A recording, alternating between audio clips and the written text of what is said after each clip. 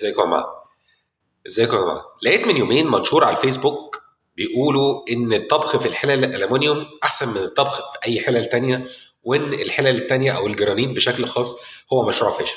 طب تعالوا كده نجيب مع بعض الموضوع من الاول وافهمكم ايه الحوار. انا احمد محمود ودي قناه وصفه سهله مع احمد. يا جماعه، الحلل الالومنيا مش هي البديل الصحي الامن او هي امنه بشكل 100%، لا، دي خطوره وخطورتها جامده جدا. الحلقه من الالومنيوم زي ما هي من اسمها، هي من الماده الاساسيه بتاعتها هي الالومنيوم، والالومنيوم متفاعل جدا مع الاكل. الالومنيا بتتفاعل جدا مع الاكل، وخصوصا الاكل الحمضي زي صوص الطماطم. صلصه الطماطم بتعتبر من الاكلات الحمضيه الشديده التفاعل مع الالومنيوم. فاحنا لو مش هنقدر نستغنى عن الالومنيا في اكلنا او في الطبيخ بتاعنا، على الاقل ما نحفظش الاكل جوه الحلل الالومنيا جوه في الثلاجه.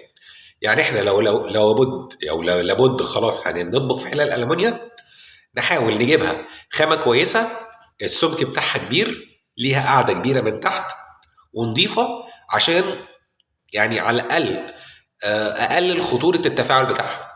وبرضو لما اطبخ فيها الاكل، اشيل الاكل منها بعد الطبيخ مباشره او بعد ما اخلص، واحطه في اي حاويه تانية عشان احفظه في الثلاجه. لان طول ما الاكل جوه في الحله الالومنيا، فالحله الالومنيا بتتفاعل معاه. احنا بناكل فعلا الومنيا واحنا مش حاسين. الالومنيا دي بتتركز في الكبد، بتتركز في الكلى، بتعمل مشاكل كتيره قوي على مر الوقت.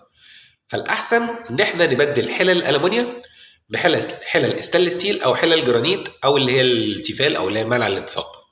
لو مش هنقدر، يبقى نطبخ الطبخه ونفضيها في علبه بلاستيك او علبه ستانلس بعد ما نخلص، ونسخن فيها الاكل لو احنا احتاجنا.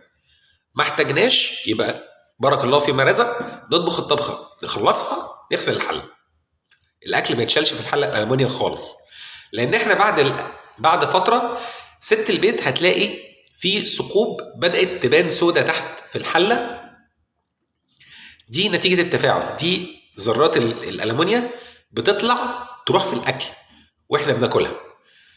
فيا ست البيت، عشان احنا خايفين عليكي وانا بخاف عليكي، بخاف على صحتنا وصحه اولادنا، بلاش نعمل اكل في الحلل الالومنيا.